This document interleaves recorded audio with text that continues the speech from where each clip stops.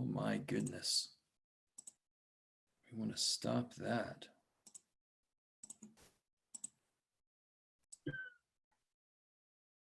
Okay. 98. So 98, I kind of felt a little lost. And 102, like how do I get the error bound on that question? So the error is that part of the formula we've done a few times, right? The part that comes after plus minus. Mm-hmm. So the funny thing is, the way that we do it, we don't plug it in the calculator and make the calculator do it. We use the formula. We actually get the error bound first. And the book asks it in reverse, right?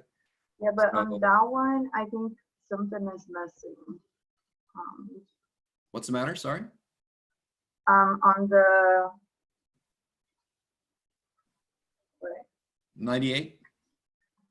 yeah, 102, I think I 102? don't have, Oh, all I right. have the standard deviation, I think. Yeah, you don't need it. I don't need that. Wait a minute. Yes, you do. You do need it. Sorry. But they tell it to you. 102. I'm sorry. I'm looking at the wrong one. 102. Let me see. Oh, that's the one. Okay. Okay. I was looking at 103. So anyway, 102, they give you a confidence interval somebody already made. Right? Uh-huh. So how do you make a confidence interval? You start with the mean, the sample mean, and you go up and down so many standard deviations. You go up and down the error, right? Yes. So if I had an interval from 5 to 7, Okay. sample mean is 6 Yes. because it's in the middle. Mm-hmm. What's the error? Well, how far away is the middle from either side? 1. Yeah, so do the same thing with these big old numbers. Find the middle. That's the sample mean. Okay. Because the sample mean's always going to be in the middle of this interval because that's how I make it. I start in the middle and go up and down, right? Hey, cat. Yeah. And then how far is that middle from either side is the error. Oh, it can be like seen like that. So 102 is remarkably easy because somebody's already done all the hard work. Oh, okay. We just so have you to don't look need at what they to got. put on the, because I was just thinking on the formula. So you can do like Yeah, somebody already used the formula. that. So that's Okay. why I kind of love 102. It's a little freaky. It's a confidence Yeah. interval already sitting there. But it just wants to point out to you that if somebody just gave you a confidence interval, how much stuff can you figure out just from that? Everything. Oh, And we should be able because they've already done all the work. perfect. Okay. And the 98, can we do it? Like, even if it is like when class starts. So the big thing about 98 is you do know sigma and you do know S. Okay. All right, so write down S for part A and then forget all about it. Because why would I use S if I knew sigma? So that's one thing that throws people off in number 98. And again, to me, it just makes sense. Anytime I get a sample, I can calculate S. I only have to use S if I don't know what the real standard deviation is. Does that? So I don't know if that was part of your problem or not, but that's what a lot of people make a mistake on this problem with.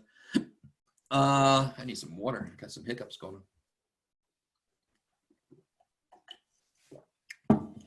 Yummy.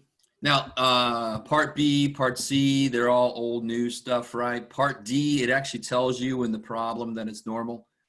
But when you go to construct a 90% confidence interval, they gave you the sample mean.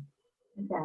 They gave you the population standard deviation. All you have to do is find the z-score for 90% confidence. And the great thing is you can use. So in that case, like, It doesn't want to show up when I have a background. how would I explain is normal? You don't have to. I know. Tell you. Yeah, I know it says there, but like it says like explain why it's normal. Oh, because it says. Did I say because it says stuff? Yep. Okay. That's fine. You're gonna love that. Okay. I have one more.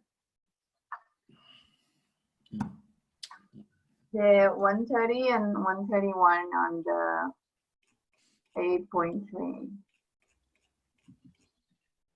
130.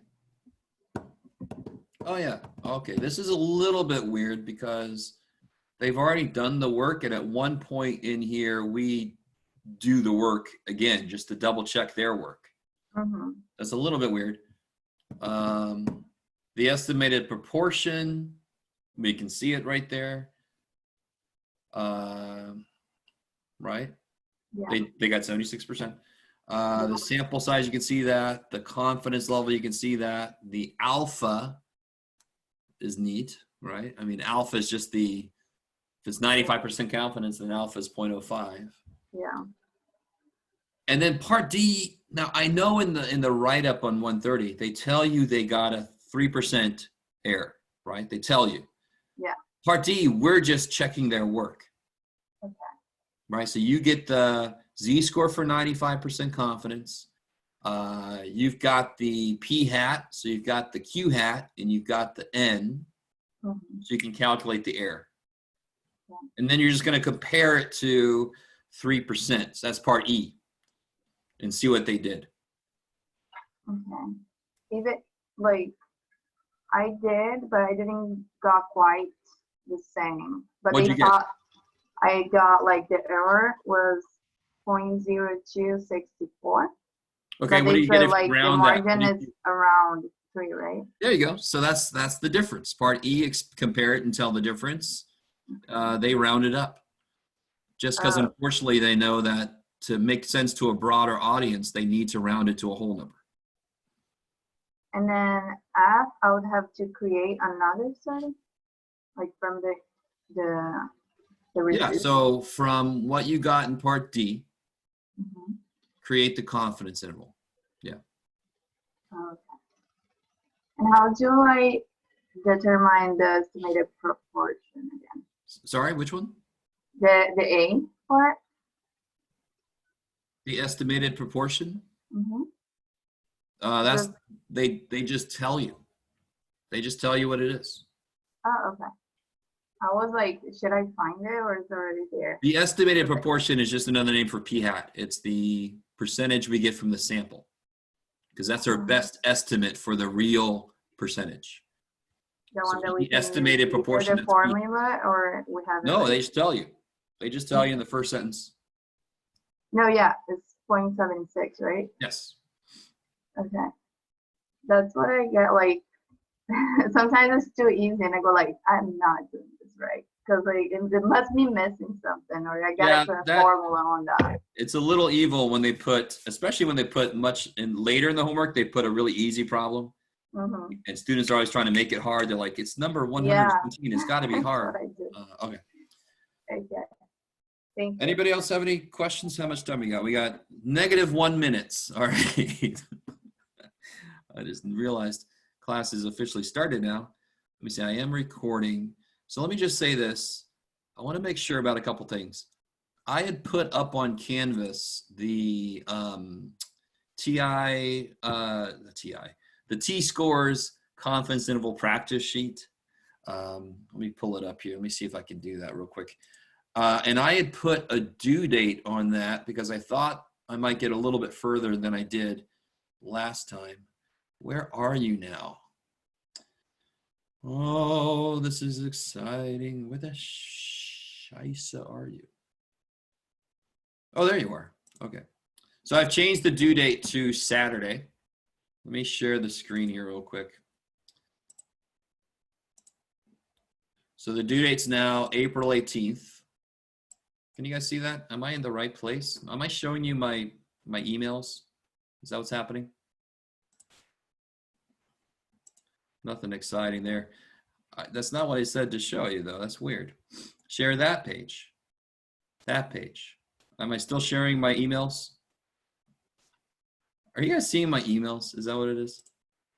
Somebody's trying to chat with me. No, what are you guys seeing when I do that? This is so weird. Sorry, so I'm sharing it. Describe to me what you see, because I'm not, it doesn't, okay, you're seeing Canvas and it says T-score practice at the top. All right, I like it.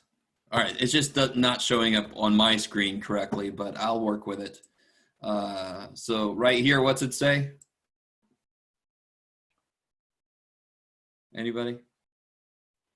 Okay, okay. So that's the due date for this. So just to show you, I'm pretty sure I threw this up on the screen. Do I have it open somewhere? Ah, shut. All right, I'll just open it up. Come here. Open. All right. Now you guys, it probably, I don't know if it's going to show you this. All right, you got to bear with me because my technology is doing weird shit. Can you now see the T-score practice sheet?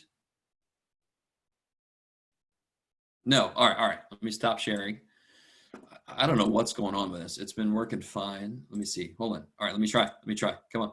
Now you can, right? Yes, it says T-score practice. Okay. I don't know what the hell's going on with this computer. All right, let me pull these over here. Get out of the way. Pop, pop. So this is the side that I did the video on already. So just to remind you guys, I'm not going to try to keep everything. If you're not subscribed to my YouTube channel, and I'm not doing that, subscribe to my YouTube channel so I can make money off of you. No, screw that. It's just do it so that you're up to date on when I put a new video up. So the solutions to this are up now. It's this side that I'm going to make do on Saturday. Saturday at noon. Does that mean you have to work on it at 11 on Saturday? No. Do it now. Do it tomorrow. It's up to you. I don't care. So do this. This side. This is the side that I think I put up real quick the other day. The solutions for this are up. This is the side that's due on Canvas by Saturday. Yeah, you're just gonna pick 20 grades from here. Make sure that it's really random so that I get some good results. All right. If everybody just picks like the first 20 numbers, we're not gonna get good results. So pick truly random data. Drop a pencil on there, close your eyes and point to it, throw darts at it, whatever. Right? Don't pick all the 90s. Is that random? No. Don't pick all the whole numbers with the .0s. Is that random? No. All right, sorry. I'll stop. So any questions on that? That's up on Canvas. It's been up on Canvas. I just updated the due date in case anybody saw that due date and freaked out. Nobody's turned anything in yet, so I guess you didn't freak out that much. Right? Is there somebody behind me? Oh, shit. All right. Okay.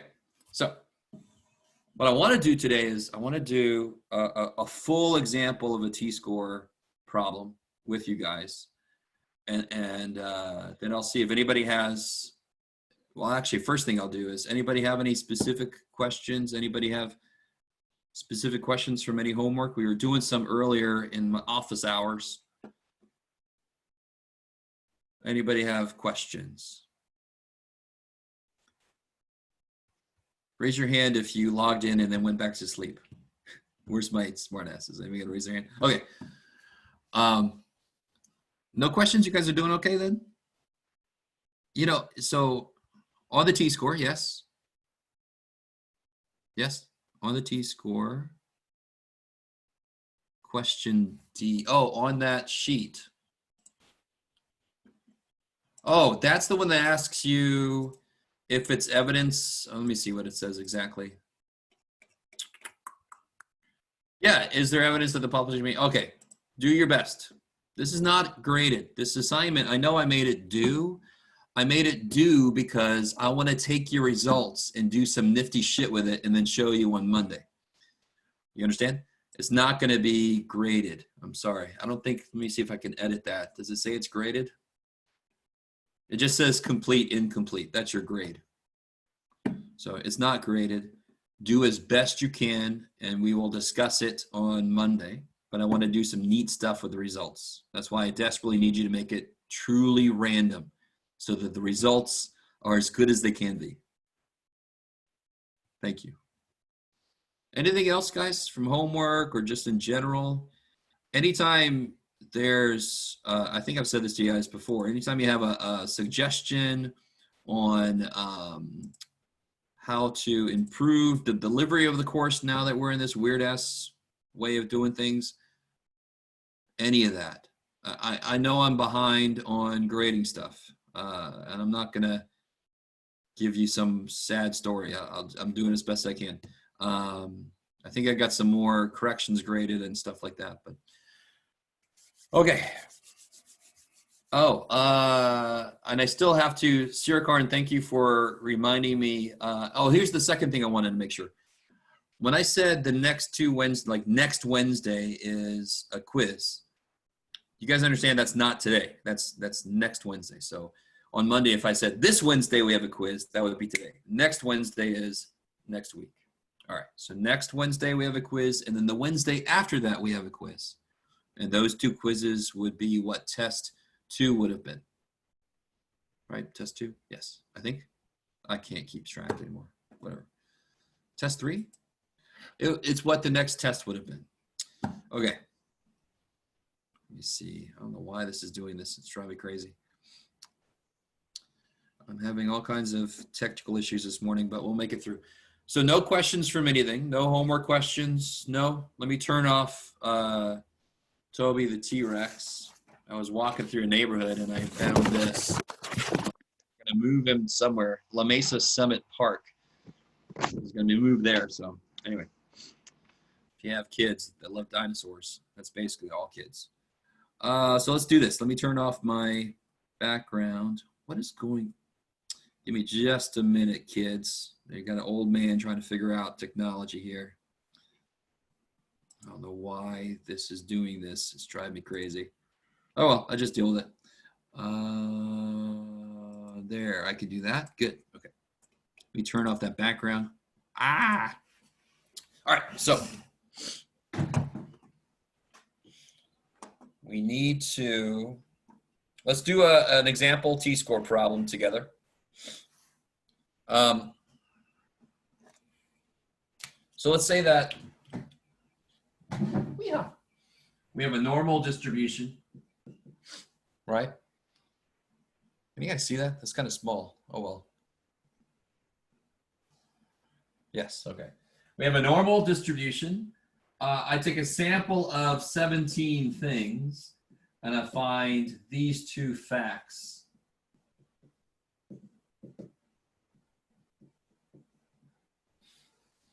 Right? So now I want to make a 98% confidence interval. So my question to you is, the first question is going to be really, really easy. Can I do anything? Can I do something? What is it that tells me that I can actually use something? What part of this is the thing that has to happen before I can do anything?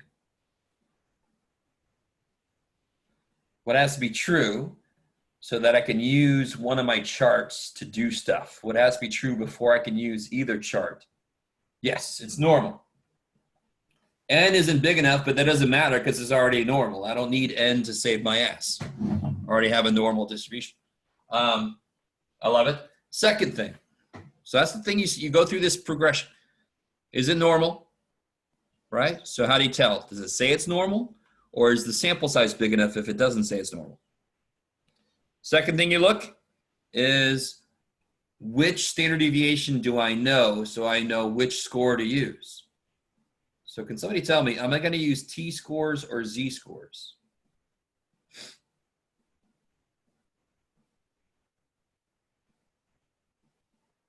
Yes. Why am I going to use T-scores?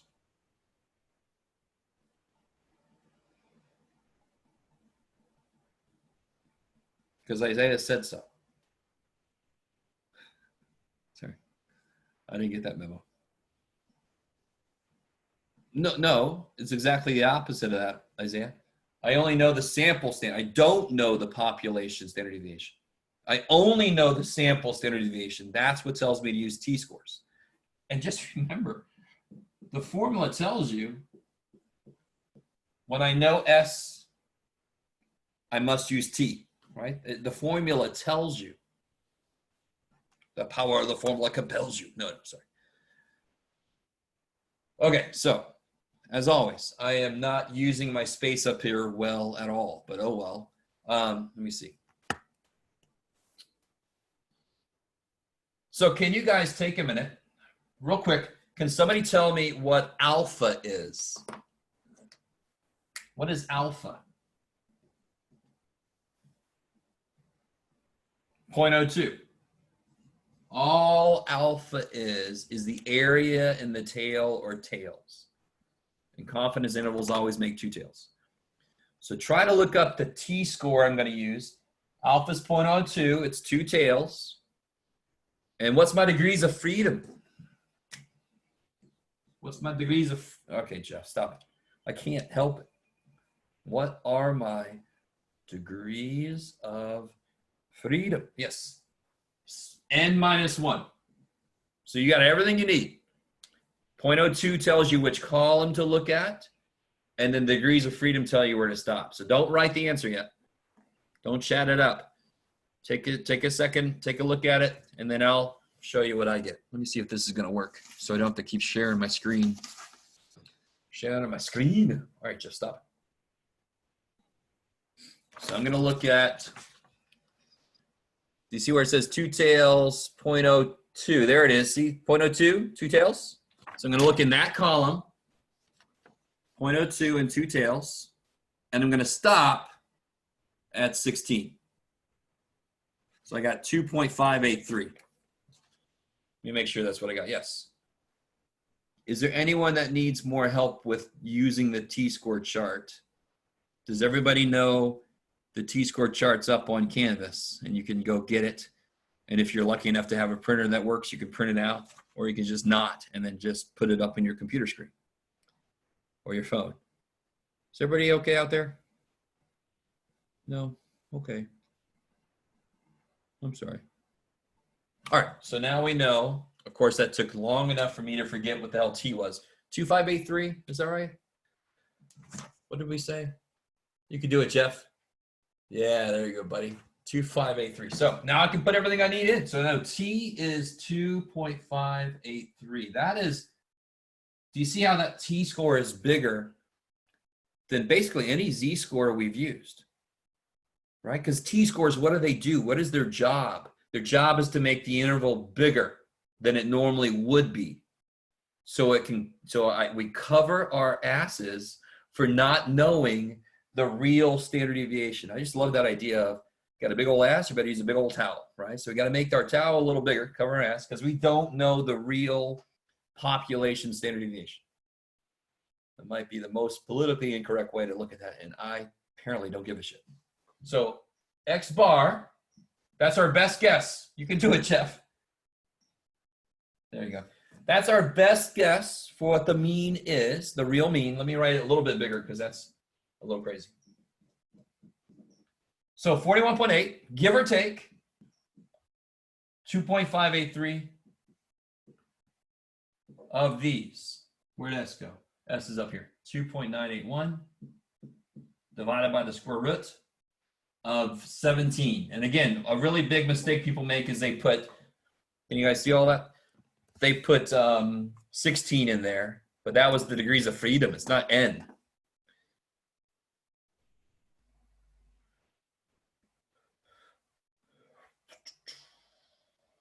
Okay, I like it. I like it. Let me see if I can just do this. Yeah, all right, good. And now, as always, I'm going to figure out the error. So if, and this could be a big if you feel relatively comfortable with section 8.1, where we're using z-scores, this feels very much the same. It's the same thing. I'm just using a different chart to find what goes here. That's all I'm doing. So let's calculate the error. Where's my, there it is. My colleagues are posting pictures of their workspaces, and I don't think I would ever do that. My workspace is horrific, but let's see, 2.583 times 2.981 divided by the square root of 17. All right, let's see. What do you guys get for that, for the error? 41.8. I can't do that for some reason. Give or take what? What is all that business? If you throw all this business right here into the calculator, does anybody get anything?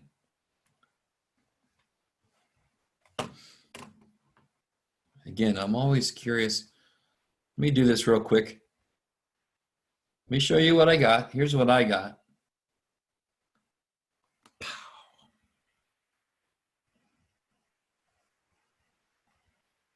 Hopefully I put everything in there right. Is that okay? So 1.868. Yeah.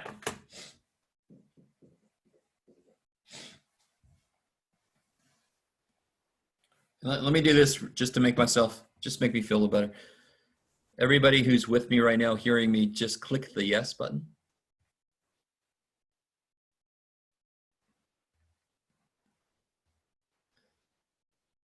Oh, somebody's raised their hand, but that's fine. It still tells me you're there. All right, says, do I have everybody? Richard and Rudy, where are you?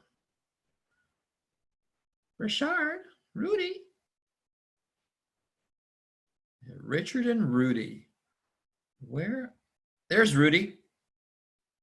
But Richard, calling you out, buddy.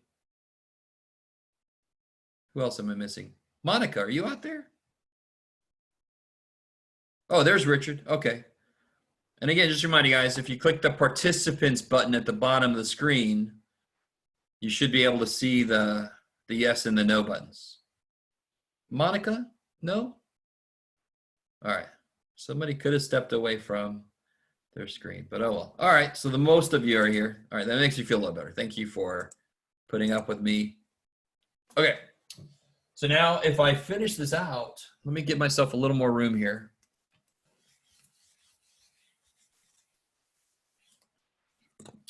So if I do 41.8 minus 1.868, what do I get?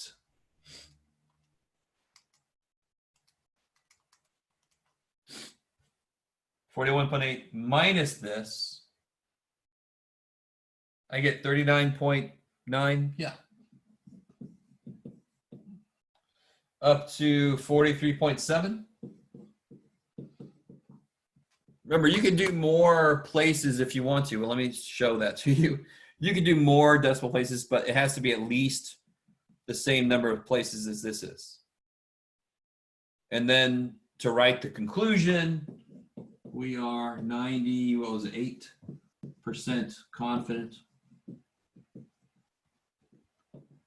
that the interval 39.9 to 43.7. I didn't put any units here. Oh well, but just don't forget your units. Contains the true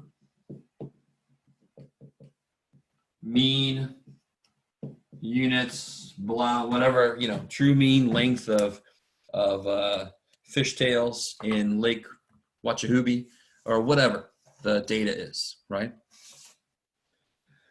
So most of that in section 8.2 is exactly the same as section 8.1. It just uses a different chart to figure out what goes here. Instead of a Z chart to use, I use a T chart to use. Okay, I like it. So any questions about that? No, okay. Okay, all right, I like it.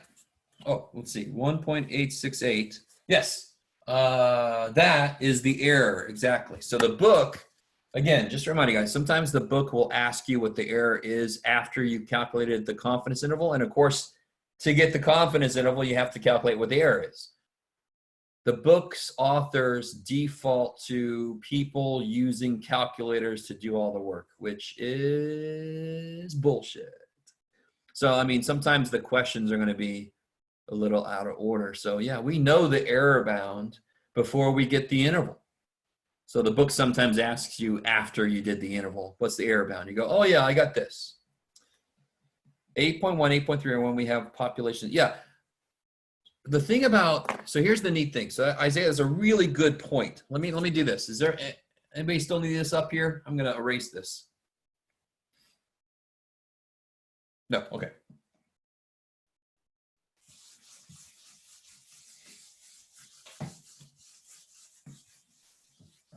Step it up in the world, a real eraser. Okay. let me put down, here's our 3 confidence interval formulas we've got so far. In fact, yeah, well, there are other ones, but these are the main 3.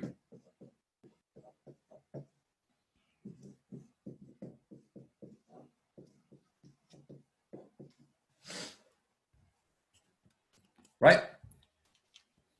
8-1, 8-2, 8-3. Notice something. How many formulas are there for sample means? 2. That's the Z for sigma and the T for S, right? How many formulas are there for percentages? 1. You always, if as long as it's normal enough, you use Z-scores. If it wasn't normal enough, you do nothing. T-scores were invented for sample mean problems.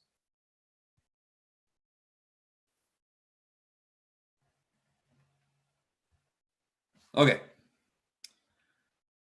In fact, what do you check to make sure that a percentage problem is normal enough? What do you check?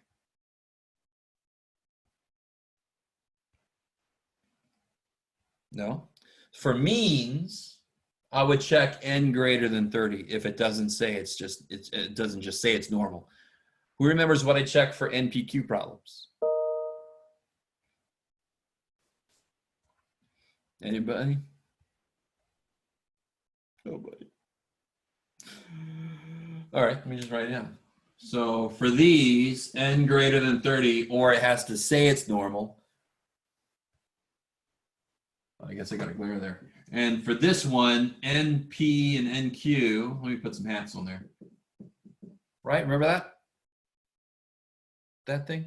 So that was where the highest bar had to be pulled away from either side, so I had room to go up and room to come down. That takes the place of that if I have percentage problems. And who doesn't have percentage problems? Okay. So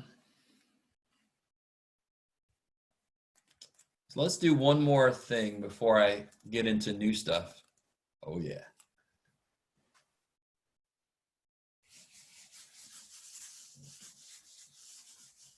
Let's see if everybody remembers how to do one-var stats, because that's going to become big in Section 8.2 and in Chapter 9. It's been a little while. You have to do this for the confidence interval practice sheet that's due on Saturday, right? So for example, if I had a list of data,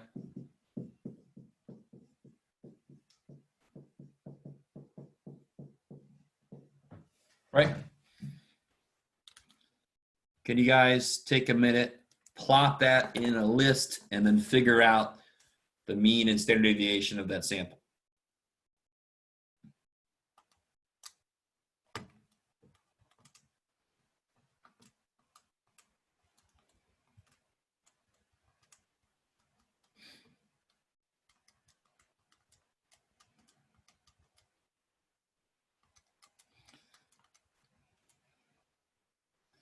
All right, so here's what I put. This is in the list now, right? See, it's in list 1. There's all the data, right? That's the first step, is to get that bad boy in the list. Make sure I got it in there right. 15, 16, 19, 41, 45, 46. Okay. All right. Everybody okay out there? Okay. Then I go. Does it sound familiar? I can't really see that, but I go stat, calc, one var stat. So one variable statistics.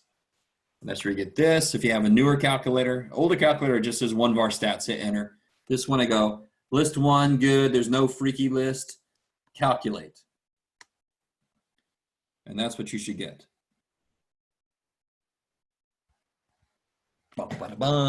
So anybody have any trouble with that? That is going to become huge in 8.2, in Chapter 9, and Chapter 10.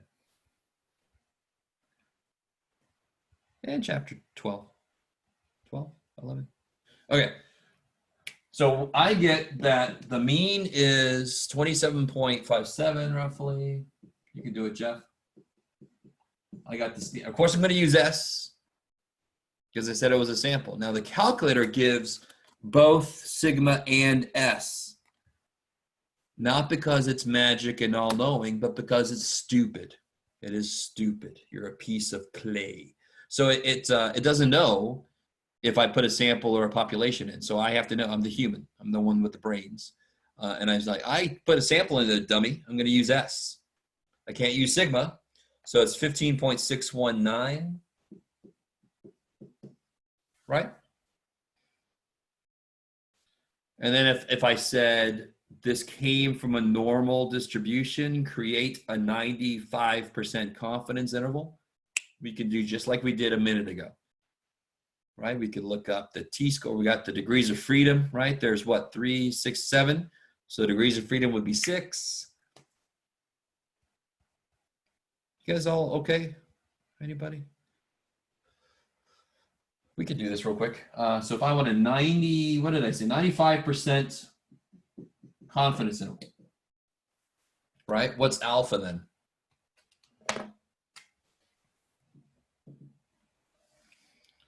Alpha. Yes, 0.05. It's two-tailed because it's a confidence interval. Confidence intervals are always two-tailed. And your degrees of freedom is 6 because this is 7 minus 1 is 6. So what do we get here? Let's see. So I want to look at two-tailed 0.05. It's going to be right in the middle. I want to look at this column, and I want to just stop at 6. So what do you guys get for the t-score? Yes, 2.447. So then we just do exactly all the shit we just did, right? So this problem, they gave me a list of data. I had to take a minute, figure out X bar and S, and then I do all the same stuff, right? The last problem we did, I gave you X bar and S. This one, I give you a list. Okay, get X bar and S, and then do your shit, right? So what's your shit? X bar, give or take, T, S over the square root of N, and then you just throw stuff in. I know X bar is 27.57, plus or minus the 2.447 we looked up, times 15.619. Oh, shit. I don't want to write on my, divided by the square root of, what was it, 7? Yeah. All right. I know you can't read that over there. I don't care. S divided by the square root is 7. All right. And I'm not going to do that. You guys can do all that. Okay. So that's just in case they give you a list of data and ask you to make a confidence interval. You have to figure out these two things. Then you get the t-score, and then you throw everything in. Just one extra step at the beginning, one var stats. Okay. All right, not seeing any questions. We're going to sort of get a little bit into the next chapter, like the crazy people we are.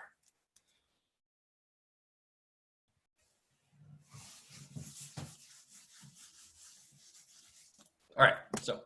Question. Oh, okay. Sorry.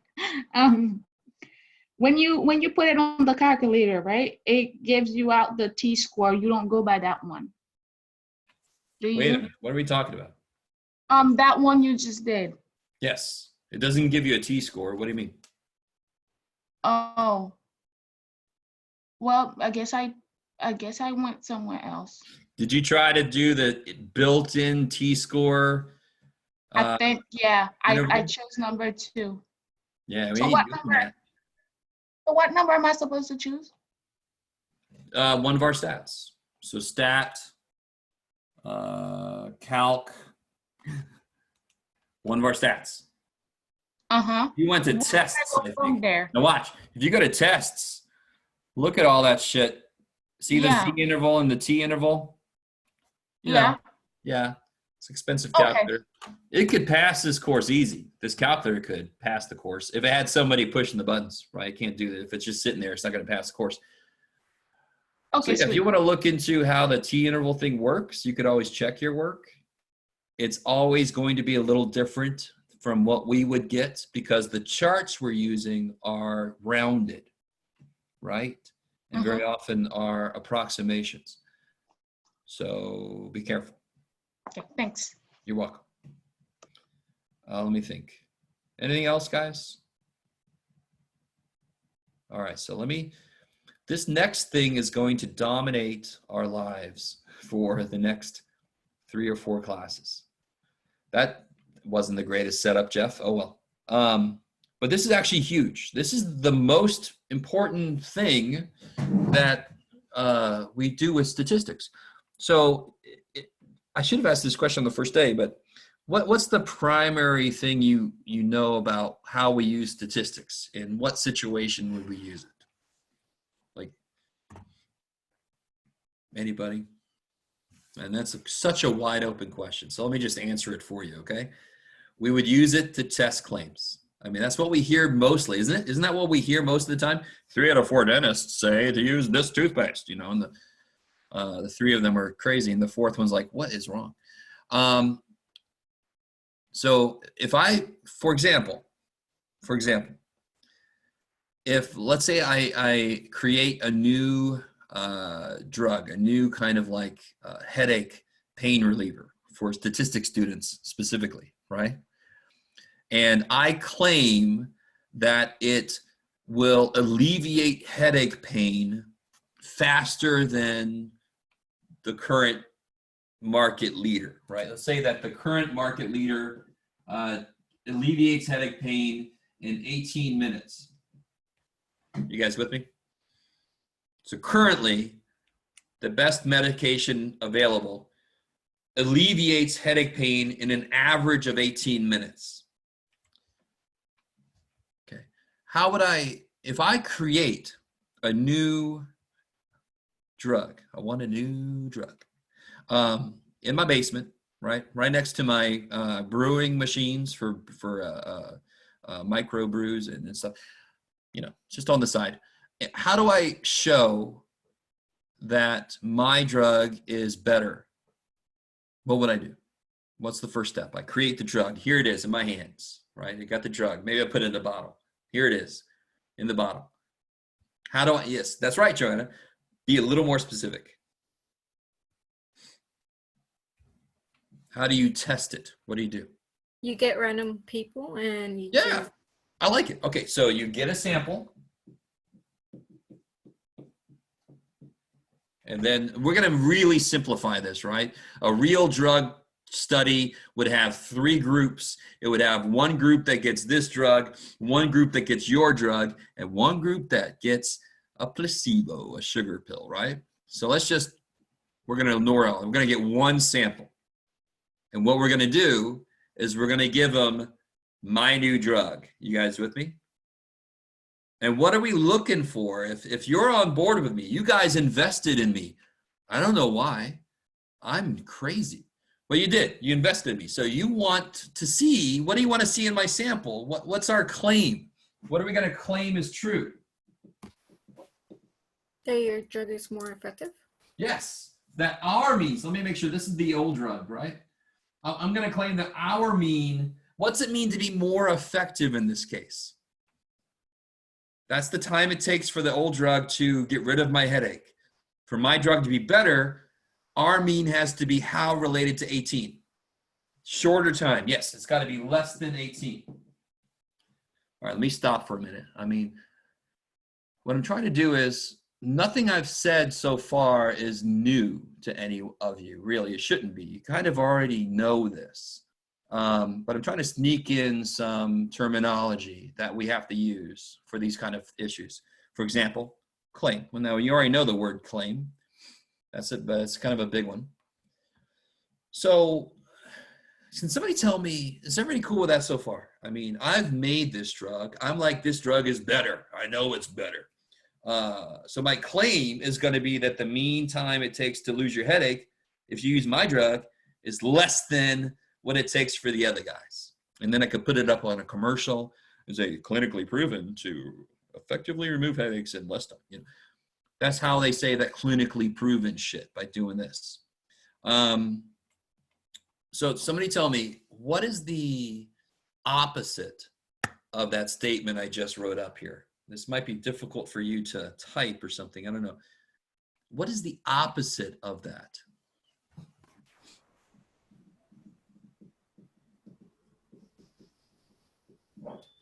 Takes longer. Not just that. Be careful. Not just that. Be careful. What's the opposite of less than 18? Takes more than 18. No. Oh. You're all like, what is wrong with Jeff? At least 18. So the opposite is greater than or equal to 18, right? If you thought the opposite is greater than 18, where the hell do 18-year-olds go? If it was an 18-year-old, right? So together they have to include everything. If I just did that, neither one includes 18. Together they're supposed to be opposites. So together they have to make up every possibility. Let me stop for just a minute. Are you guys? That's nothing amazing, is it? I have my claim, and then I sort of the minute I make a claim, there's inherently something I'm fighting against. So if I'm like, I made a drug, I'm talking to my neighbor, hey man, I just made a drug in my basement, and I think it works in less than 18 minutes. He's gonna say, nah, your drug takes at least 18 minutes, or it kills him. I don't know. So the opposite of what I think is true is at least 18 minutes. So anytime you make a claim, there sort of inherently is an opposing claim. There's something the opposite, the thing you're trying to fight against, right? Okay, maybe. So here's the technical terms for these two things. Now watch. Let me see how I want to introduce this. I always think about have you ever seen two old men in a coffee shop with newspapers very often, and they put it down and like, this guy's crazy. And then the guy's, no, he's fine. What are you talking about? No, you're crazy. What are you talking about? This guy should have done this. No, he did fine. He did right. No, is it just me? Or is this, you're like, I don't remember my life before Corona, Jeff. I don't remember being in these, what are they called? Coffee shops with other people near me. Okay. So there are the names for the two opposing viewpoints are the null hypothesis. I know. The null hypothesis is given the symbol HO, affectionately known as the hoe. And then the other part of this is the alternate hypothesis. And that is affectionately known as H1 or the high. So we got the hoes and the highs.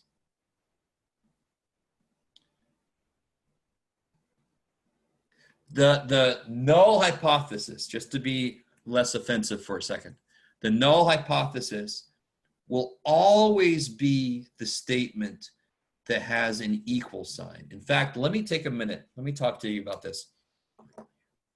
Little side note about why that is. If I take a sample, so let's say that I think that the average age of gross month students is 27. Can I prove that by taking a sample? That's such a weird question, I know, but if you take a sample of things, the one thing you know almost for sure is that your sample mean will be different from the population mean. Are you guys seeing what I'm saying? But if somebody said, I think the average age of Grossmont students is 50, could we very easily disprove them? If we take a sample and our sample mean is so far away from what they think the truth is, that is evidence that they're wrong. Just let that sink in. Isn't that how we basically, real quick, do claims that come up? We're like, well, I think it's this. You're crazy, man. I think it takes about 5 hours to do it. Well, you crazy. The last 7 times I did it, it took me 2 hours each time. You're crazy. See, that's evidence. That's a sample of times. You're giving evidence that it's so far away from what this person thinks that they're crazy. You haven't done exactly that, but you've done something like that. I know you have, right? So at this point in the class, we have a pretty good feel for what I'm going to use to determine how far away things are. What do I use to determine how far apart two things are in statistics? I'll take a drink. Still no answer. All right, I'll take another drink. Not quite. I appreciate that, Monica. We need standard deviation to get to the thing that we use. Standard deviation is the unit of measurement we use. What tells me how far apart things really are is the z-score. Think about it. What does z-score mean? How far from the mean a data point is in standard deviation. So it is what uses standard deviations to calculate how far apart things are. So, for example, let me see. All right, so let me finish this idea, and then I'll come to this other idea, and we're approaching time. I always want to make the alternate hypothesis the one that I can show evidence for. Let me try this again. The alternate has to be the one that I can show evidence for. I can never show evidence of equality. If I think the population mean equals 10 and my sample has a mean of 10, is that proof that the population mean is 10? No. In fact, it's sort of proof that it isn't. I expect my samples to not have the exact mean. So I can never use a sample to prove something equals something. But I can use a sample to show that it looks like something is greater or less than something else, right? So again, if I think that it takes 18 minutes and I take a sample and less than 18, and I take a sample and I get 5 minutes without even knowing standard deviation and all that shit, that feels pretty far away from 18. That feels like that's some good evidence right there, right? Especially if my sample size is big. All right. Does this do you get the feel of this a little bit? Maybe not yet. There's a lot of parts to this, right?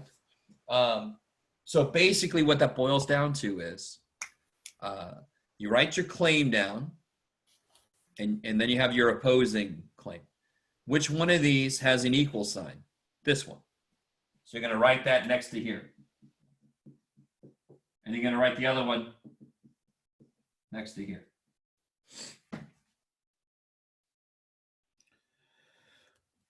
I like it. So then what the whole purpose of the rest of the problem really is to see if from a sample have I found sufficient evidence to be able to say this. So if I got 17 minutes, that might not be far enough below. So for example, stay with me, guys. If the actual mean time for my drug was 19 minutes, that would suck for me, right? But if the real average time was 19 minutes, could I take a sample and get an average time of 17 minutes? Is that possible? I know this is really weird. What's true about any sample I take, the mean is almost definitely going to be different. So if the real mean was really 19, couldn't I just have randomly selected some people that just happen to work better with the drug for whatever? That could happen. So 17 is less than 18, but is it less than 18 enough to be proof? Do you guys see what I'm saying? So it's not only does my sample have to be less than 18, it has to be less than 18 enough. So here's a picture. So let me put 18 in the middle here, right? any sample I take, I expect it to show up in here somewhere, right? That kind of is like our usual values. With me, go up and down so much. Or is everybody with me? So any sample I take doesn't have to be 18 as an average. Of course, I would almost expect it to not be, but it has to be close to 18, right? Up and down so many standard deviations. So in order for a sample to show evidence that it's less than 18, it would have to show up down here. It would have to be unusual. So this is why I love that climate change problem, the global temperatures problem. You know, get your politics the shit out of that problem. It's just numbers. But I asked you, is it evidence something has happened? Yes, because it was so far, in that case, it was above what the average has been. So that is evidence that it's different now. That something has changed. Okay, maybe. So I always have at least one person that we take a sample and we get like 17 minutes. And they look at me and they're like, why the shit are you making us do all this work? 17 is less than 18, Jeff. Why do I do any more work? Well, because 17 might not be far enough away. It might just be an acceptable thing, a usual thing to happen. Maybe. So if I do get a sample that is here, that is evidence that that is not the average for my drug. My average is actually lower. Because if the average of my drug was 18 and I get a sample way down there, I just did something really, really unlikely. So what's more likely is my drug's average is lower, right? If I redrew the picture like this, now this is not unlikely anymore. So maybe my drug's mean is lower, and now my sample I took makes more sense. I know this is a lot to take in, but all right, maybe. Okay. No, just to let you know, when I did these problems, these are called hypothesis tests. This is chapter 9. Yeah, Olivia, the thing is, no matter what our claim is, this process is trying to show evidence for this. So I understand what you're saying. In this case, we want to show evidence for this, right? Because that's our claim. Our claim could have been either one of these. So in this case, I want to find a sample that is far enough away. Because I don't want to have it be consistent with 18. I want it to be unusual, assuming 18 is the real mean. I really want this. So the big thing with hypothesis tests is we assume that this number, the one we're fighting against, is the right middle. So assuming 18 is the right mean, and we do something like that, that's evidence that 18 is not the right mean, because that would be so unlikely if 18 was the real mean for my new drug. Whoa, it's a lot.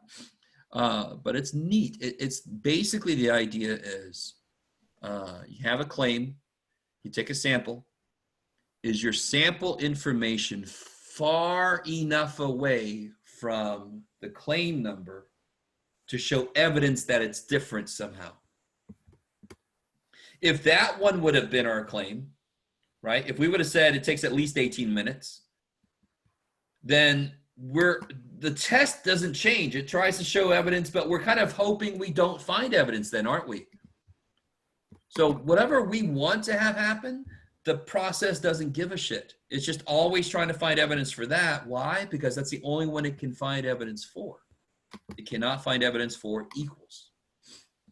All right, I know this is a lot, and this is why what I normally do with this is I step us in a little further, and then I do some problems, and then I step us in a little further, and then I do some problems, because you have to kind of let this get in your brain quite a bit. Let me do the next step. Let me summarize what we just did right here, and then I'll do the next step. I actually have a handout that I need to remember to post, and it has every step So when I learned this, it was 8 steps. I've converted it into 5 steps for you. You're welcome. I have a handout that has an explanation of each step. And I'll post it up on Canvas. I just have to remember. I got my book of notes here that I write stuff down and then I never look at it. That's not good. Oh shit, that's old.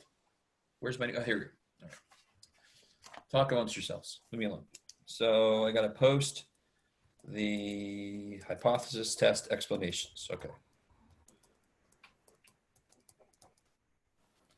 Woohoo! Okay. So let's just do the next step, which is actually really old news, which is nice. Let me summarize what we got here so far. So the first step is to write your claim down and then figure out where it goes. If it has an equal sign in it, it goes in. Why is that? Oh, I see. It's my mouse. That's funny. I was like, why does it look so weird? It goes in for the hoe. If it doesn't have an equal sign, it goes in for the I. And actually, before I do the next step, if my claim was mu is less than or equal to 11. Let me see if you guys can get this. Where would that go? Would that go in for the null or the alternate, the hoe or the high? Where would I put that statement? Be careful. What's always true about the hoe? It's the statement that has to have an equal sign. Does that have an equal sign? Yes. Oop. So since that has an equal sign, I put it here. What's the opposite? That's the other little old man in the coffee shop. What does he think? What'd you call me? No, joke. Yeah. Right? So what if my claim was, and we'll learn later, we could do claims on percentages, but that doesn't change what the idea. What if my claim is P is greater than 0.17? So my claim is the percentage of something is more than 17%. Where does that go? Hoe or high? The high, because it doesn't have an equal sign. So it is a statement I could show evidence for. And what goes here, just to cut to the chase, would be less than or equal to. Just make sure that the null has to have an equal sign and the alternate cannot. Because I always want the statement and the alternate to be the one I can show evidence for. All right. The nice thing about the second step is it is old news. Second step is, do I use T or Z scores?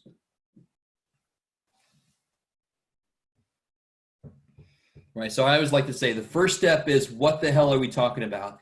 The second step is, what can we use to talk about it? No, you can't answer that question here, sorry. Well, I forget what I told you on the, I didn't even tell you what you need to know. What is it that you need to know? There's 2 things here that tell you. Let me actually put this T or Z or nothing. What tells me I can do something? What do I have to check in whatever situation I'm in? I have to check to see if the distribution is normal. Okay. So A, it's got to be normal. So either it's got to say it's normal, or if it's means, the N's got to be greater than 30, or if it's percentages, NP and NQ have to be at least 5, right? Whatever check we got to do in that situation, or it's just got to say it's normal. That would be great. And then how do I tell if it's T or Z then if it's a means problem?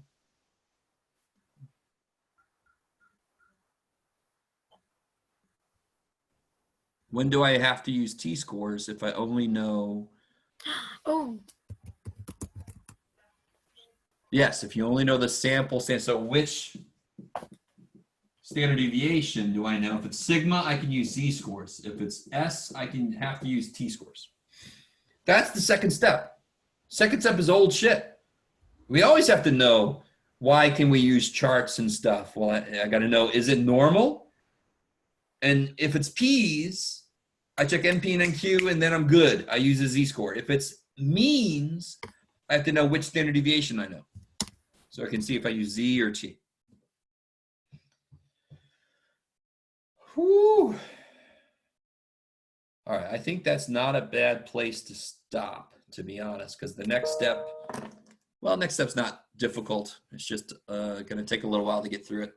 So I'm going to post this, the sheet. Don't forget, so what do you got to work on for Saturday? Everybody knows?